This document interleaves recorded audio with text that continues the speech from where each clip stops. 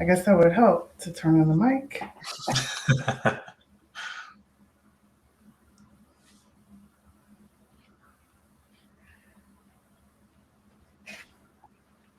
Hello, everyone. I think that we are, let's see. Okay, we're in the right place. Oh, hey, Nicole, how are you? Um, okay, so I think we can get started. Welcome, everyone. Um, Bear with me as I navigate just a bit here and refer to my notes. Okay. So, unless someone tells me otherwise, I think we're good to go. Yeah, I think we start. Yeah. Okay. Hello, everyone. Welcome to Virtuous Con, to well, we're calling it a panel, but it really is a filmmaker conversation about how to make film happen during the pandemic. My name is Celia C. Peters, and I'm a filmmaker and visual artist and curator as well. And I'm here with Don. Don Keita Azu. Is that correct? Keita. Azu Keita. I'm sorry. I don't know why I always switch them around. That's why I can never find you in my contacts because I'm looking for around. With it's always in flux anyway. So just gotcha. You're a shapeshifter. I'm a shapeshifter, exactly.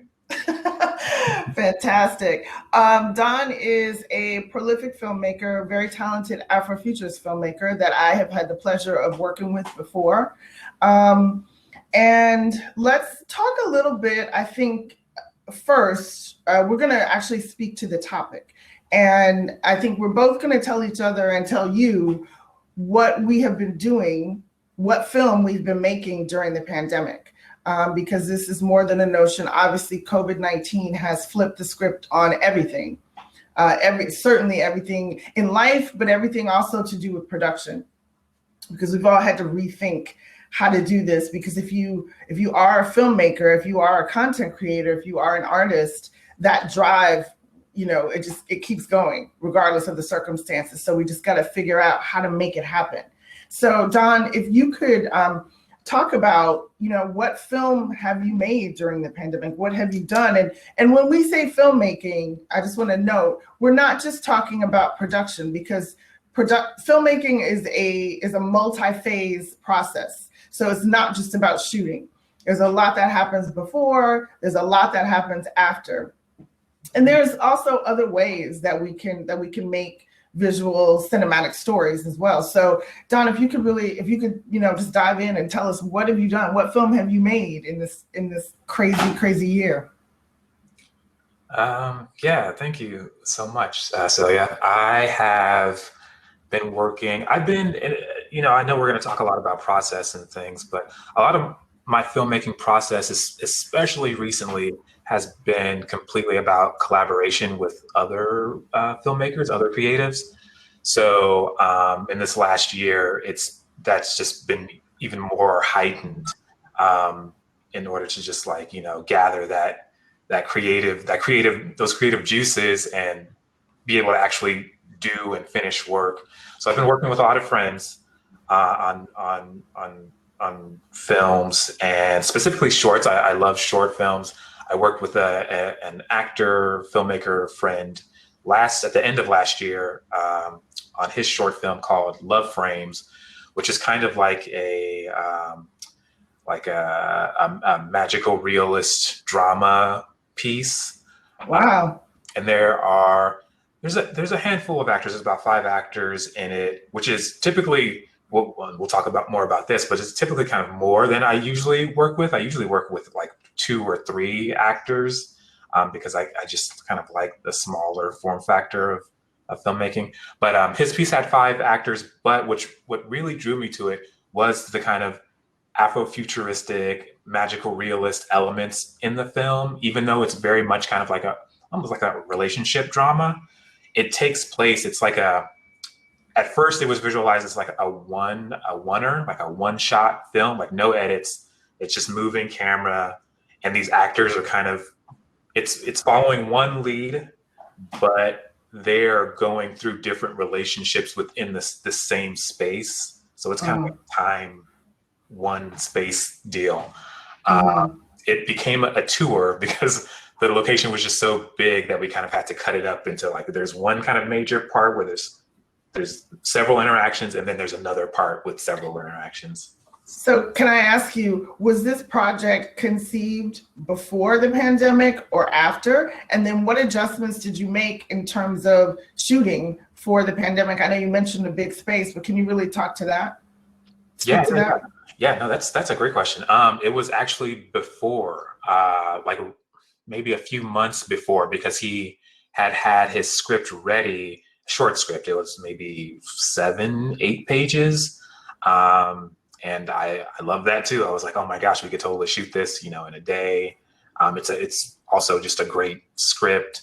And then I was kind of bugging him about it, like, oh, we got to shoot it because it's going to be so good. And then pandemic happened, and then it, just kind of adjusting to things. But it was such a compact production that I was like, we could still totally shoot this. We just have to, stay safe, and people get tested and temperature checks and all that stuff. And then we just kind of made it happen. So did the extra steps that you had to take in order to be safe, how much did that cost? Like, did that add extra cost? And obviously it wasn't a deal breaker because you still shot? Because I had a conversation with my DP that I'm going to be working with, and she was on a project. It was a feature though, and the budget for the feature was $500,000. But all told, when it was over, the additional cost because of COVID was like another $250,000. So that was like, and they were in a position where they could do it. But for this, like, what was the actual, what did it look like, and how did it hit your wallet? So that's another good question, because again, I think we definitely have different methods to, and our budget was very small. So I think that was a part of it. I think if you're going into a production that is in the hundreds of thousands, millions, it's definitely going to affect your budget. But for us in California, there are places that you could get free testing. But you would just have to be prepared. Like, you have to get it like a few days in advance. So if anything, it was more of a time cost and not a financial cost. And then that was pretty much it. Just free tests, temperature checks. So I forget how much one of those temperature check things costs. Was it the forehead one? Forehead, yeah. Gotcha. Uh-huh. Which we could talk about that, because sometimes I work a 9 to 5. I go into work and they have to point this laser gun at my forehead. And I do not feel comfortable with it. But so that was $50 or however much those things cost, and then that's pretty much it. Just the usual food and hand sanitizer, and that's about it. So low cost production. And so you had I'm imagining, but I'll ask you, did you have a smaller crew also? Yes. Yeah. It was literally like a few people, a few folks, like a sound person, PA, the first AD, me. Okay. And so then, because of the space you were in, were you able to distance? And yeah. Okay. And you said it was at heart, it was a relationship drama. So did you have, were there sex scenes? Were there any intimacy scenes? And how did you, I guess the other thing I should give the context also, because this was a one-day shoot. So we're talking about whatever testing you did was good for that day. You didn't have to worry about retesting. So there's that. So then were your actors comfortable? Did you, how did that work? Yeah, I felt like everybody was really comfortable, and there were moments where they were intimate and they had to touch and all that stuff. But I felt like good stuff. all that good stuff. yeah, I felt like people were comfortable and to some extent maybe even like relieved and just kind of, just kind of glad to be back in that flow of things, and maybe even to have an opportunity to work with another actor where you actually get to touch a person. Uh, Right. and I think, we all kind of felt that way, just even if we're, that keeping that distance, just to be in a space with each other and being in that creative flow was really nice. So yeah. Gotcha. So I will then I'll tell you what I've been doing. Yeah. Unless did you have something else that you wanted to add about it? Because I'm sure I'll have another question for you. At No, no, least no. one. I want to know what you're working on. I want to know more about Godspeed. I want to give me all the details. Well, so it's very interesting because, and I've heard other people say this, that this period, this lockdown pandemic period has actually been really fortuitous. And I've been doing a lot of stuff. And I feel incredibly blessed that I have not been that I've not had COVID, thank God. And also that I haven't been, hit with the kind of personal tragedies that many other people have been hit with. So I will put that out there, first and foremost. As it happens, when the pandemic kind of really hit us, I was still in Ohio at that time, and I was already working on two things. One of them was sort of local, so I was working on a short historical documentary for Ohio State University, which I'm still working on, but the university, and I was teaching at Ohio State as well, and the university went on lockdown at the same time that the city of Columbus did. And I was working on another project that was remote. And that was, I curated the inaugural Afrofuturist Film Festival for WNET, which is the PBS affiliate in New York City. It's the flagship PBS station on the East Coast. So that work was already remote. So that continued when the term ended at Ohio State. I continued to work on the documentary, but somewhere in the middle there in May, I moved to California. So I moved to Oakland. And so, bless it, my work continued remotely. And I feel, I'm incredibly grateful and thankful for that. With working on two remote things, it really involved, a lot of obviously phone calls, emails, and Zoom. That's been really like my life for the past year. And then working on my feature film, which is called Godspeed, an Afrofuturist thriller. So, I think with both of the other projects, really it's about coordination, communication, but also it really sort of pointed out to me, or made it really clear to me, how much we actually do before we even ever get to a set. With the Ohio State project, we have a team. Ohio State has a studio, so I've been coordinating with the producer there. His name is Alan Coleman, and our executive producer, her name is Simone Drake, and we've just been able to really triangulate. So we were able to do interviews with some of our subjects, and we were working with subjects who are older.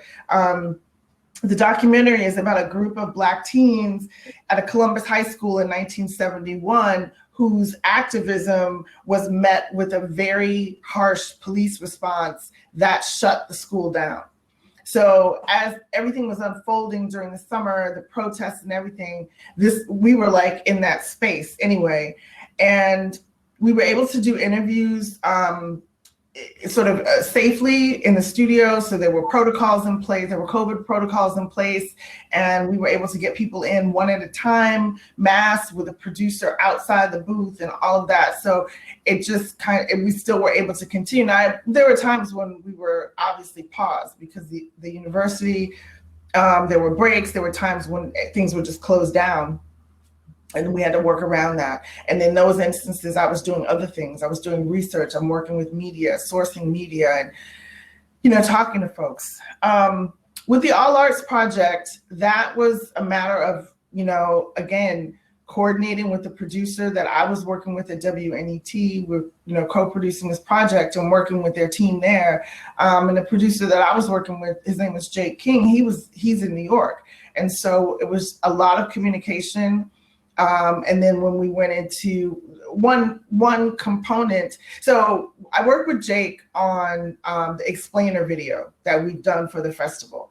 The curation I had done kind of in an earlier phase, but for the explainer video, we were producing remotely. And then when we went into post, we were working with an editor who was in Philly. And so it was the same, same kind of process. With Godspeed, something really amazing happened. So Godspeed is an Afrofuturist thriller that we're developing it, my team and I, and we had the amazing fortune to have been selected to submit the project for consideration for a partnership with Warner Media 150. And that was really thanks to a woman named Amy at Mokata in New York. And then we were selected. So we went into this development partnership with Warner Media 150, which is the philanthropic arm of Warner Media. So I'm super, super excited. But that brings out this other kind of thing of, we're still having to continue to work remotely to do things, to create deliverables that we have to deliver as part of this partnership. So it's an ongoing challenge, which is kind of crazy because I don't think, on one hand, who saw this coming? But then I feel like so many of us, we've just adjusted. So I have a question for you, actually. At any point, did the pandemic paralyze your creativity at all? Did you feel like stuck or blocked or like just overwhelmed? And did you shut down for any moments or no? I don't think so. I feel like a lot of the pandemic hurdles that we've all faced, I almost want to just say as like a Black filmmaker, I've already been facing a lot of them. Right. We're like up under it anyway, right? Yeah. I mean, like a huge one is the financial thing, which also I feel like within the year I've been on the come up as well. And unfortunately, I feel like that's attributed to a lot of the just straight up murders of Black bodies, Black folks that happen, and still continue to happen. And I feel like just within that time, I got a lot of response and people hitting me up and white folks hitting me up and being like, "Hey, I can hire you for this, or like we can do this." And right. I got a job, like I got a full-time job in that whole time area thing, and that kind of just like propelled me financially into other spaces to do other things. But unfortunately, it was at the cost of like black lives, which is some bullshit. But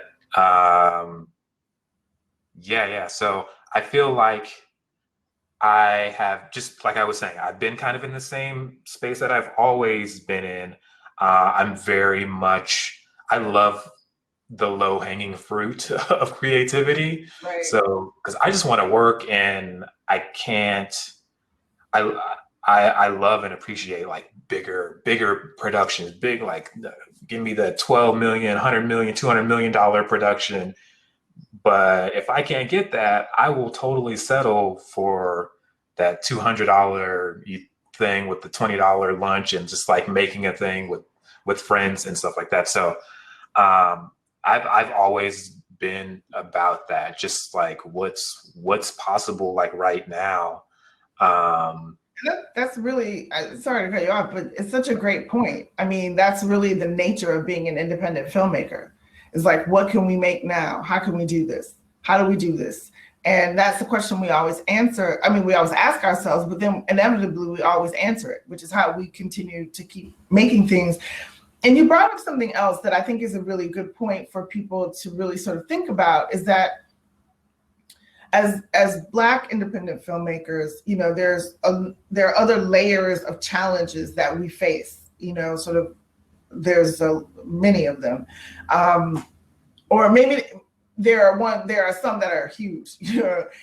But also in the wake of all of the political turmoil, the social turmoil, the social justice turmoil, the murders of Black people in the streets over and over, there has been this new surge of interest in, like, now Black is the new Black, and everybody wants somebody Black, and everybody wants someone to really speak to that, and they want an authentic voice to speak to it. I mean, I think finally people are, we could surmise that for some people it is trend, no doubt.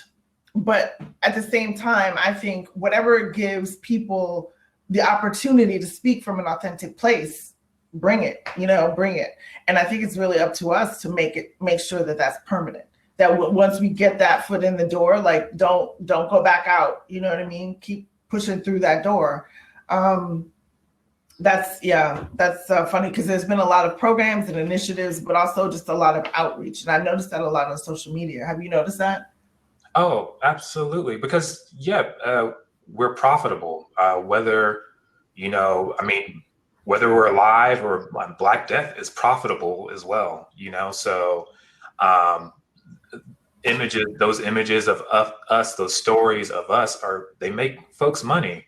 And so if they can give a little bit to us, but ultimately they get the majority of those funds and can actually live lives and things, I think it's profitable for them. So I'm just trying to get on the thing of like you were saying, through that door, us actually having real access to creating and not just creating, because I've said this before, we've talked before, but I love making films and things, but for me, it's not about the product. For me, it's not about I've got this film and I'm on film festivals and I could fucking care less about any of that. I love just working with people, and I love my community and just being around folks and creating with folks. And so I want access to not just like filmmaking and the glamour of all that stuff. I want access to life, to actually living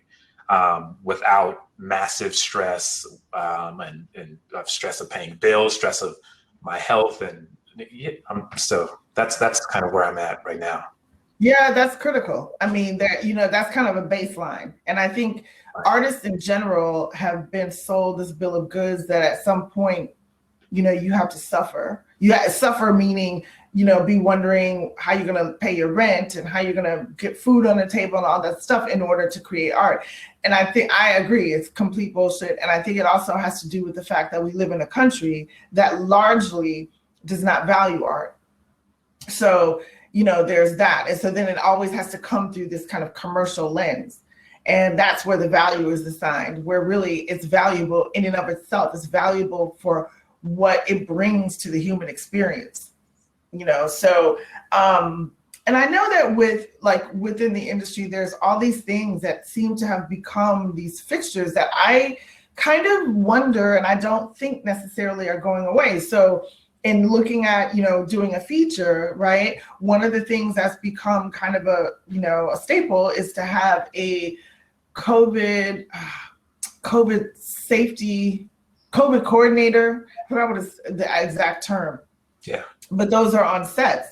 And I really think that even after we have, many people vaccinated, et cetera, I don't necessarily know that that's going to go away, because I don't necessarily know that there won't be another virus that pops up somewhere. So I want to ask you, is there any pandemic inspired change that has become, or that you think will become, a permanent part of your practice as a filmmaker? I don't think so, because I've always been washing my hands. um, Yay! that's when this all started. I know just a lot of Black folks are like, see, folks just need to wash their hands. And as a man, like going to the bathroom, I just seen so many dudes walk out of that bathroom without hitting that faucet. Um, yeah, Yikes. right. But I don't think. No, I feel like I'm gonna keep doing what I'm doing. I just know that I need to be or continue to be considerate of folks where they're at with their health. I know a lot of people just have like lower immune systems, and especially in California where it's so stressful and everyone's so stressful and trying to just like survive and stuff, then that just brings down people's immune system. So as an artist, I have to kind of just be very considerate and aware of that for folks, which I already am, because this has been a big thing where when I'm making a film on set, I'm not one of those filmmakers that's like, okay, cut, like do it again, do it again, do it again. Because I'm super sensitive to folks like, are you okay? You see your energy just seems tired. Let's take a moment. Right. Because I know, yeah, just being tired and stressed like that as a creative, you're gonna get sick. Right. Right. So I'm continuing to not push folks in order to just make this thing, or push myself too in order to make this thing, because I can get sick too. So you're not Stanley Kubrick, in other words. Yeah, exactly. Yeah. I mean, and I do think that it's a toxic thing that becomes about. It's not really about the art at that point. It's about something else. It's about some kind of weird power trip and really dehumanizing people, dehumanizing your actors, dehumanizing your crew. Because you're absolutely right. Which city are you in right now? You're in LA, right? Yeah. Right. So in LA, yes, you guys have been dealing with hella stress around, the property values are already crazy, but then you have COVID on top of it, and oh my goodness. But I was going to say this whole idea of this sort of holistic approach of, recognizing the humanity of us. And because I was going to say one of the things that I'm really mindful of, that even when I was working in offices, is I really hate when people are sick and they come to work. And I'm like, don't come to work. Like, don't, you know what I mean? Just stay home and rest, and then you get better faster. Right. Instead of coming in here every day and dragging the sickness out and exposing everybody else to it. So I think that's one of those things. It's just like being mindful of, people's stress levels, and that there is a relationship between stress and illness, and, via your immune system. That's really, that's a really great point. I think for me, I think my whole core sense of sensibilities has shifted. I mean, I always was a hand washer, and I also was always really aware of other people who didn't wash their hands. I'm the person who, if somebody's serving my food in a restaurant or something and they do something crazy with a bodily function, I'm like, could you please wash your hands? Like in a minute. I have no hesitation about that. So I think as a person, as a director on set, like I want to bring that in. I want to bring in sort of a core set of protocols so that we, again, it's not just about COVID. It's about good practices in general for whatever the germ may be, Yeah. So was there something else that you wanted to say, or, I don't know, would you say that the pandemic well, you kind of just answered that question. So I'm going to ask you, is there something that you wanted to add, like in sort of response to the pandemic and your experience of it as a filmmaker? I don't know if you had this question in mind as well, but if you've been inspired at all by the pandemic, or has any of your stories kind of included kind of this existence that we're going through right now? I don't know about inspired by it, but I would say that I've been kind of resensitized by it. It's really made me more mindful of many things, just about existence, about priorities, about what really matters, really, really thinking about relationships in a different way and how we connect. At a certain point early on in the pandemic, when things were, just locked down, and there were so many questions and unknowns. So I was on Zoom with people a lot. And prior to the pandemic, I had been on Zoom maybe 2 or 3 times. So I knew the platform, but I did, it wasn't part of my daily life. And then it became part of my daily life. And I realized, hell, I could have been doing this all along. Like, I could have been talking to people in different cities. We could have been having face-to-face conversations instead of being on the phone or just email. So, so it hit me because I realized how much I value being able to see people when I'm talking to them, see their expressions, see the space that they're in, so that I really feel like I'm connecting with them and I'm with them. So that's been, that definitely has been huge. Yeah, and I think as a writer, my creativity, the juices have been flowing. Like, it's been like a tsunami of, creativity, really, which to say that I'm grateful for that, but I'm not grateful for this horrible situation that we've been in, that the world has been in. I suppose, in some way, it probably was inevitable given all of the factors that kind of came together. But of course, I wish that, this surge of creativity had happened in other circumstances, like in different circumstances.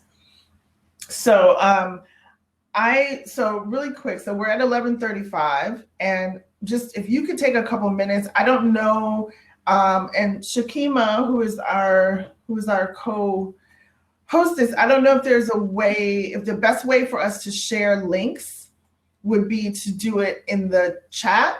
But if there's some way that you want to tell people how they can get a hold of you, how they can stay in touch with you, if there's a project or something that you want to give a link to, maybe you could talk about that, like mention it, but then put it in the chat.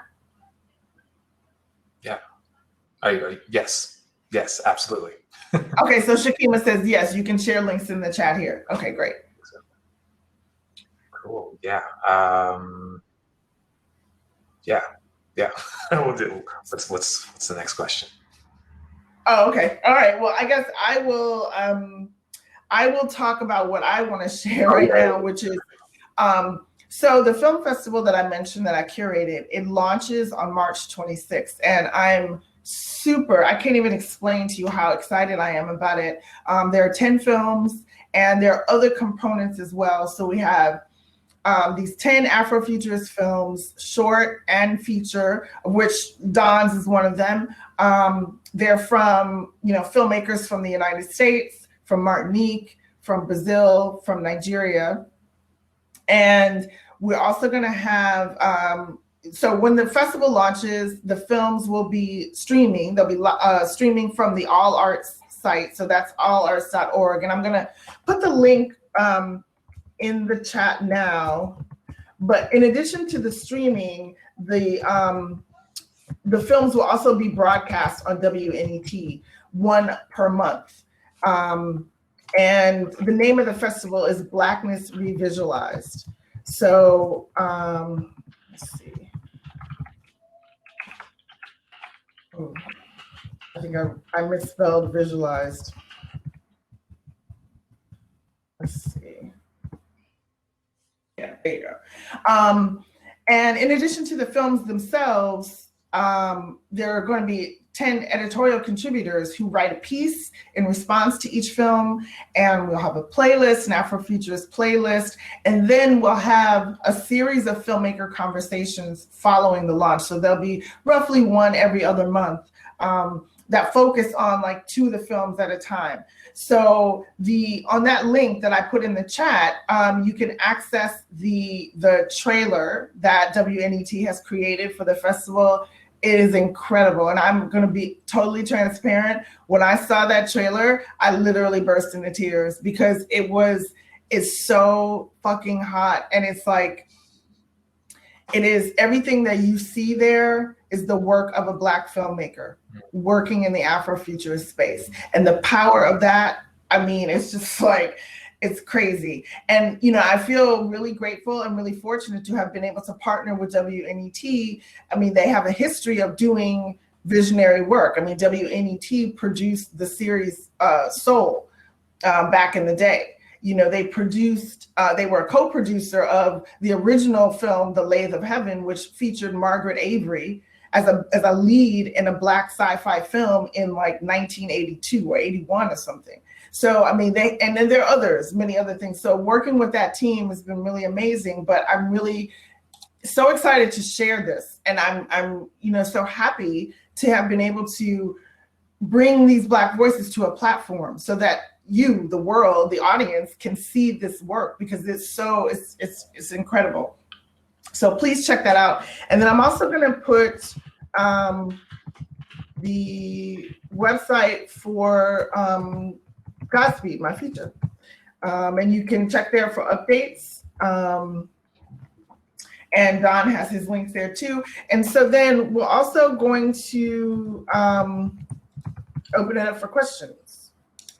So if anyone has any questions, please, I think those, Shakima, correct me if I'm wrong, those should go in the Q&A section, or should they go in the chat? The tech mods are gonna feed us the questions? Okay, so please put your questions in the Q&A section.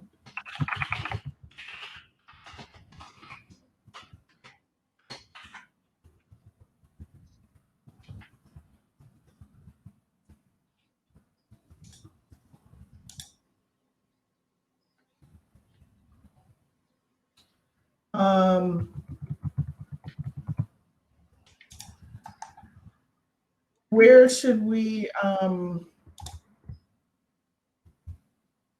We got a question. How are you drawn to filmmaking?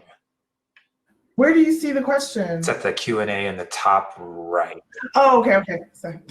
Thanks. So do you want to take that, John?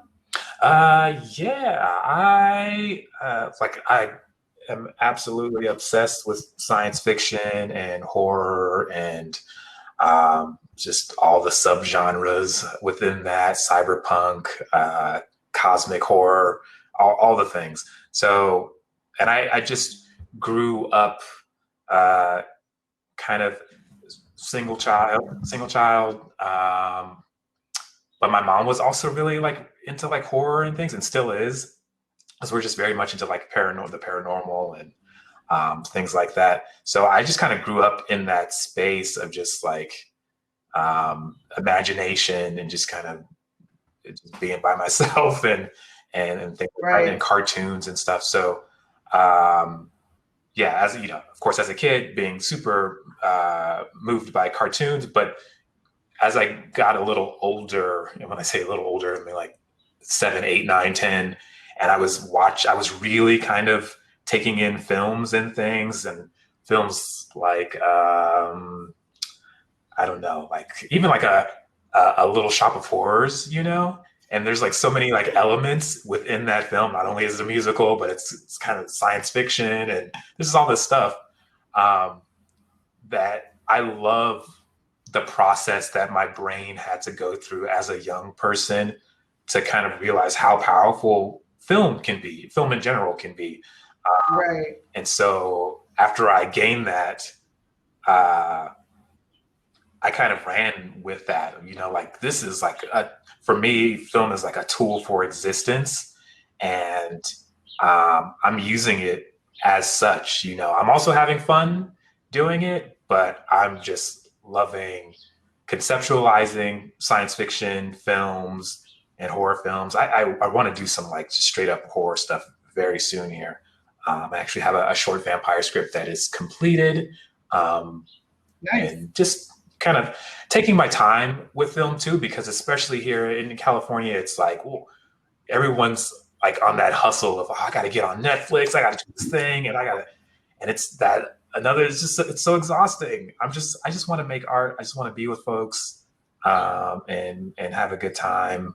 So yeah. Nice. I think I was drawn to film through, well, when I was a girl, my grandfather, one of my grandfathers had a Super 8 camera.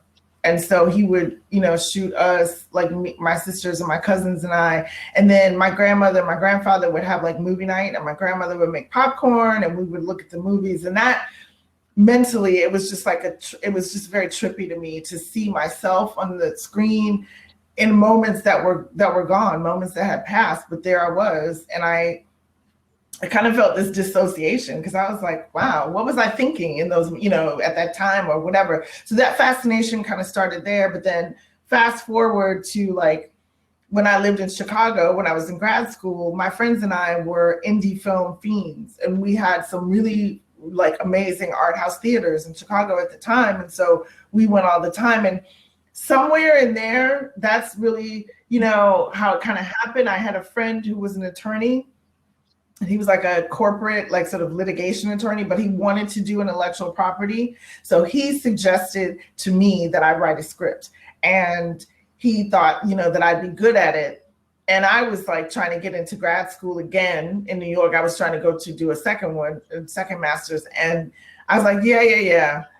When I finished with this, this whole application thing. But when I did start writing a script, and that's kind of where the bug came. And I've been hooked ever since. I started as a screenwriter, then I started directing, and it's just like now I'm complete. It's a done deal. So we do have a question that has the most upvotes. Do you see the death of the mainstream occurring with digital platforms allowing creatives to directly put their work out there without the hoops and bias of Hollywood? That's a really great question. Yeah. Wow. What do you think? So layered. Yeah, and I feel like we kind of touched on that a little bit, but except for the without the hoops and bias of Hollywood. I think that yes, it depends on the person. It depends on the creative that's creating the project on whether or not they're even like thinking about the hoops and bias of Hollywood. I live in Hollywood. I am not concerned at all. I'm gonna make my work. And like we were saying that, since last year, since all the murders and things, Black folks have been kind of on the come up because people have just been like, here's some money, it's like, sorry. And it's, but other than that, yeah. What are you gonna say? Well, I do think that I don't know about the death of the mainstream, but I do think that the mainstream is going to be forced to adapt. Because I do think the fact that digital had done this even before the pandemic. It really freed people up because it enables us, particularly as Black filmmakers who've been marginalized, right? Back in the day, like in the late 90s or something, when things were mostly film, right? And you had distributors, and it seemed like that was kind of the choke point. There were lots of films that never even got out because they weren't deemed to be something that would make people money, really, because they were Black. We still have this mythology that Black films don't sell overseas, which is just such an utter crock of bullshit, because obviously America's biggest cultural exports are jazz and hip hop. You know what I mean? So Black culture is desired the whole world over. So that's crazy. In addition to the fact that there are many, many Black people overseas who also want to see Black stories. So once we're able to go around those idiots, or those people who are blocking, then yeah, that makes a difference. And now there's also this other layer of awareness, this political activation that's happened, this social activation that's happened, where Black people are even more determined to connect, where we now understand the value, not just the financial value, but the intrinsic value of our stories and our lives and ourselves. So yes, it's happening. And I think that, again, as you say, it depends on the person and what their relationship with the Hollywood and its hoops and biases are. Because yeah, I'm with you. I'm my primary purpose is to get my film to my audience. Right. Like, and I'm not concerned with doing that through the conduit of Hollywood, because, it needs to be what I intended to be. The purity of my vision, the integrity, I should say, of my vision is what's most important. You want to tell your story authentically. So digital platforms give us that leverage. It gives us a pathway to do that. And also a pathway to audience that isn't necessarily reliant on the mainstream as well. Because some folks are just like, I'm just watching Marvel things, or it might not even be with that much intensity. It might just be because that's all they know. Right. But these digital platforms give people that kind of that connection, even if it's just by chance, if they see a little side banner thing of something that's not the mainstream. So that's right. Oh my God, we have so many great questions. How do independent directors collaborate with independent writers in Afrofuturist space? It's a good one. Yeah, we find each other, and a lot of times we're the same person too. That's the other thing. Mm-hmm. A lot of the rise of the writer director. I think the 21st century has really been a time of the writer director across genres, because it just, for me, it's always, once I started directing, I was like, I'm never going back, because it gives you you can do the complete wraparound of your story, What about you? Like, what are you thinking, Don? Yeah, I'll give a quick answer, because there are some good questions in here. I wish we had more time. I would say Black creatives, Black writers, directors collaborating with each other. Just be transparent about what you're trying to do. And also, I don't know if your question, AJ, is partly about this, but just also be like, I prefer when people are like, this is my budget. Can we work together? Don't know, Yes. like, what's your rate? Well, I've never done this before. And no, just say, my budget is $20, and there's no like, oh, I don't want to disrespect your credit. No, your budget's $20. I'm trying to do this thing. Can you do it? If the person can't do it, then you move on to the next person. And I feel like that'll be a clearer communication, collaboration that we can have as, Amen. I second that like 1,000, a million times. I mean, I think people get very prickly around the question of money. And I think as Black filmmakers and Black creators, it's even more important to be straightforward about that. Because the bottom line is, most people are not shysters. Most people are not trying to, fuck you over. So just straight talk, have the conversation, because it has to be had. And also, don't, I would caution people against this thing of saying, well, you should do it for free because you get exposure. It's like, that's a non-starter at this point. Even people who are students are looking to get paid because it's work. And so now, if you give someone the option, if you say, my budget is $20, can you do this? Then the creator has the option to do the math, because time is money. So do they have the time? Can they afford to do this for $20? And if they can, they'll say yes. If they can't, they'll say no. But just get it out of the way, because it just will help you. And as uncomfortable as it may seem, and it's really, you will feel better for just being straight up about it and having a conversation and moving on, because then it's like, nobody's taking anything personally. It's not even about that. This is the business part of it, and we have to deal with it. So I think, there are definitely, and everybody is not going to say no if it's a low budget at all. Not at all. But you just want to respect your colleagues enough to have that conversation and give them the option to move forward or not, and to collaborate with you. Shakima, I'm thinking that we are going to have to, yes, we've been asked to wrap it up. So please do keep in touch with us. You can check the chat for our links. I am Celia C. Peters. This is Don Keita Azu. Don Azu Keita. Why you just said it like not even an hour ago. Don Azu Keita, who's all over the socials, and I'm on the socials. So please do keep in touch with us.